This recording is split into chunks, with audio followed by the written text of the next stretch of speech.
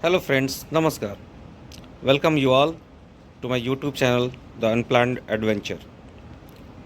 दोस्तों एक लैपटॉप है जो कि मेरे पास आया है। इसमें कुछ डिस्प्ले का प्रॉब्लम है जो मैं आप सभी के साथ शेयर करना चाहता हूँ।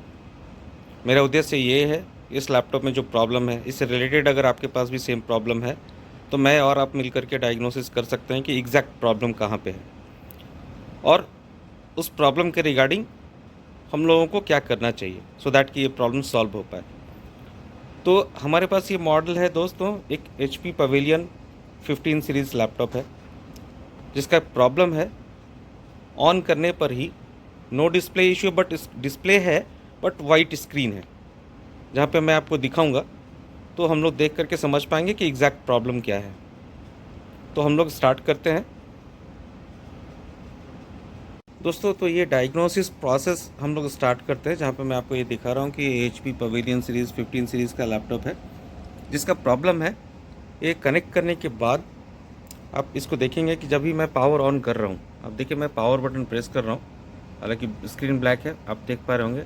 और जैसे ही मैंने ऑन किया आप देखिए डिस्प्ले में वाइट स्क्रीन आ रहा है एंड ये सिमिलरली वाइट स्क्रीन हो रहा है, ब्लैक स्क्रीन हो रहा है, वाइट स्क्रीन हो रहा है एंड ब्लैक स्क्रीन हो रहा है। बट इसमें कोई भी ऑपरेटिंग सिस्टम से रिलेटेड बूटिंग या कोई भी चीज़ नहीं हो रहा है।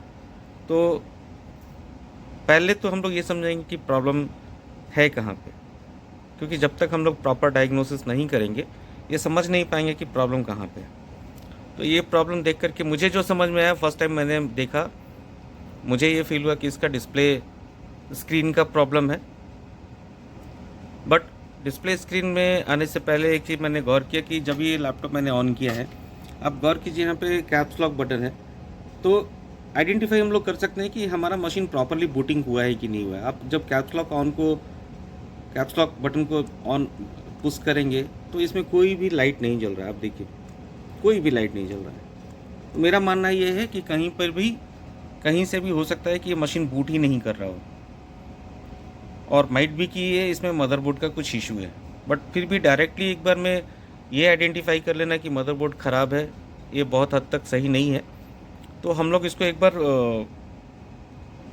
चेक करते हैं कि कहाँ पे प्रॉब्लम है। इसके लिए हम लोग कुछ नहीं, इसका मशीन का एक बार रैम क्लीन करके डिस्प्ले फिर से लगा करके चेक करेंगे, रिफिक्स करके चेक करेंगे। अगर डिस्प्ले आ जाता है देन वेल एंड गुड, अगर नहीं आ पाता है तो नेक्स्ट प्रोसेस को फॉलो करेंगे। आप मेरे साथ बने रहिए, मैं आपको ओपन करके दिखा रहा हूँ। दोस्तों कुछ भी डायग्नोसिस करने से पहले इसको पावर ऑफ कर लेना है। आप देखिए मैं इसका पावर अडेप्टर केबल डिस्कनेक्ट कर लेता हूँ। डिस्कनेक्ट करने के बाद इसकी पावर बटन को होल्ड करके रखता हूँ सो दैट कि मशीन प्रॉपरली टर्न ऑफ हो जाए।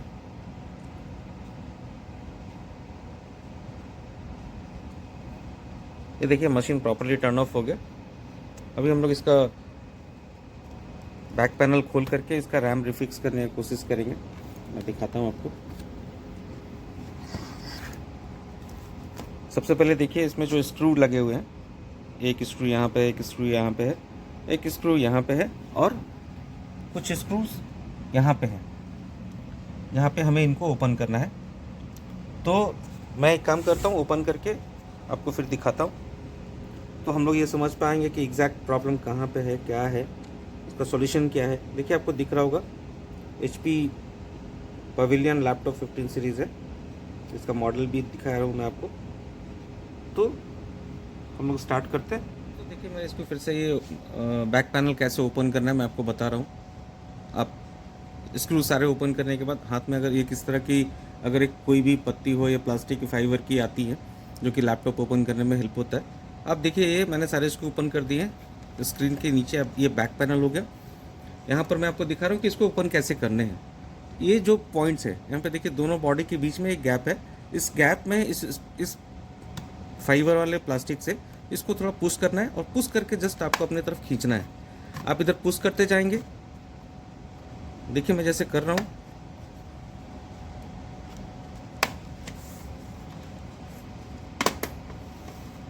आपको दिख पा रहा होगा।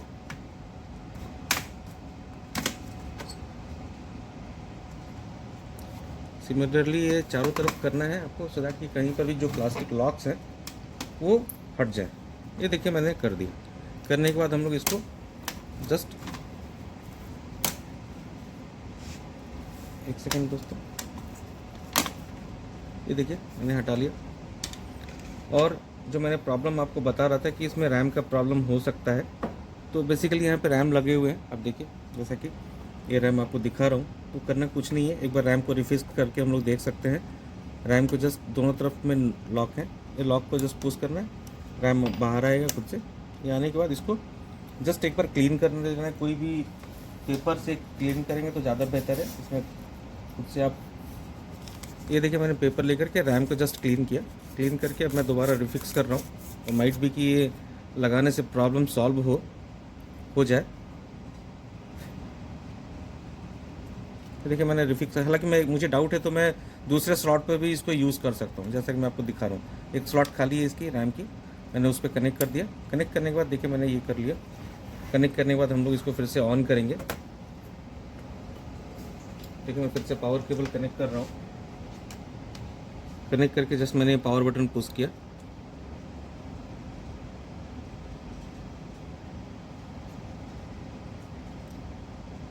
दोस्तों सेम प्रॉब्लम है, जहाँ तक मुझे समझ में आ रहा है ये रैम का इशू नहीं है, ये प्रॉब्लम कुछ और ही है। अभी हम लोग एक काम और कर सकते हैं। रैम मैंने चेक कर लिया और बेसिकली इसमें बहुत कुछ ज़्यादा चेक करने की चिप लेवल पे ज़रूरत है, बट मुझे मेरे लेवल से जो मुझे लगा मैंने रैम रिफिक्स करके देख लिया। बट डिस्प्ले सेम प्रॉब्लम है, तो हम लोग एक काम और कर सकते हैं कि एक्सटर्नल मॉनिटर के साथ में इसका डिस्प्ले चेक कर सकते हैं कि एक्सटर्नल मॉनिटर में डिस्प्ले आ रहा है कि नहीं आ रहा है। अगर डिस्प्ले में आ रहा है देन इसका मतलब है कि मदरबोर्ड जो है वो वर्किंग है और डिस्प्ले स्क्रीन का प्रॉब्लम है, तो हम लोगों को डिस्प्ले स्क्रीन रिप्लेस करने का ज़रूरत पड़ेगा। बट कब, जब ये प्रॉब्लम हम लोगों को समझ में आता है कि हमारा डिस्प्ले स्क्रीन ख़राब है तब। तो एक बार मैं एक्सटर्नल डिस्प्ले कनेक्ट करके फिर आपको एक बार दिखाता हूँ। आप देखिए। तो दोस्तों ये हमारे पास एक मॉनिटर है, एक्सटर्नल मॉनिटर है LG की 32 इंच, जिसकी इनपुट सिग्नल जो केबल है वो HDMI है। क्योंकि इस लैपटॉप में VGA पोर्ट नहीं है तो हम लोग HDMI केबल के थ्रू चेक करेंगे डिस्प्ले आ रहा है कि एक्सटर्नल डिस्प्ले आ रहा है कि नहीं आ रहा। देखिए मैंने ये केबल कनेक्ट कर दिया यहाँ पे, HDMI केबल, पावर केबल भी कनेक्ट कर दिया लैपटॉप में। अभी इसको एक बार ऑन करके देखते हैं। ये पावर बटन प्रेस किया मैंने, अब देखिए मॉनिटर में भी मेरे नो सिग्नल दिखा रहा है। और इसकी अपनी जो डिस्प्ले स्क्रीन है इस पर वही सेम प्रॉब्लम है, वाइट स्क्रीन। ओके, तो लैपटॉप्स में क्या होता है, एक्सटर्नल डिस्प्ले लेने के लिए या एक्सटर्नल डिस्प्ले दूसरे अदर मॉनिटर में कनेक्ट करने के लिए फंक्शन बटन दबा करके, किसी में F7 एंड किसी में F4 होता है। इस वाले लैपटॉप में F4 बटन है। देखिए मैंने फंक्शन बटन दबा करके रखा है। F4 दबाने से डुप्लीकेट इधर एक्सटर्नल मॉनिटर में डिस्प्ले आना चाहिए। बट अब देखिए इसमें वाइट स्क्रीन ऐसे का ऐसे ही आ रहा है और ब्लैक हो जा रहा है। बट जो एक्सटर्नल मॉनिटर है उसमें नो डिस्प्ले, कोई डिस्प्ले नहीं है, आप देख पा रहे हैं। तो ये तो आइडेंटिफाई हो गया कि इसका स्क्रीन का प्रॉब्लम नहीं है, रैम का इशू नहीं है। हार्ड डिस्क भी मैंने चेक कर लिए हैं खुद से, उसमें भी प्रॉब्लम नहीं है। बैटरी भी मैंने डिस्कनेक्ट करके देख ली है, उसमें भी कोई प्रॉब्लम नहीं है।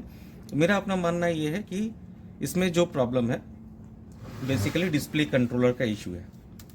तो डिस्प्ले कंट्रोलर के लिए ये चिप लेवल वर्क है, जो कि एक चिप लेवल इंजीनियर ही कर सकते हैं, जो मैं आपको दिखा नहीं सकता। तो बेहतर है कि आपके पास अगर इस तरह का कोई प्रॉब्लम है तो आप अपने इस लैपटॉप को किसी चिप लेवल इंजीनियर को दिखलाइए, तो वो डिस्प्ले कंट्रोलर आइदर रिप्लेस करना पड़ेगा और आइदर मदरबोर्ड रिप्लेस करना पड़ेगा, तो ही आपका प्रॉब्लम ठीक हो पाएगा। तो दोस्तों उम्मीद करता हूँ कि मेरे इस वीडियो से आपको कोई हेल्प मिलेगा। आपसे मेरी रिक्वेस्ट है, मेरे इस वीडियो से अगर आपको कोई भी हेल्प मिला हो तो please subscribe and like my channel, so that कि मैं आगे भी इस तरह की कोई भी प्रॉब्लम्स अगर मुझे मिलते हैं तो मैं आपके साथ शेयर कर पाऊँ। आप सभी का बहुत धन्यवाद।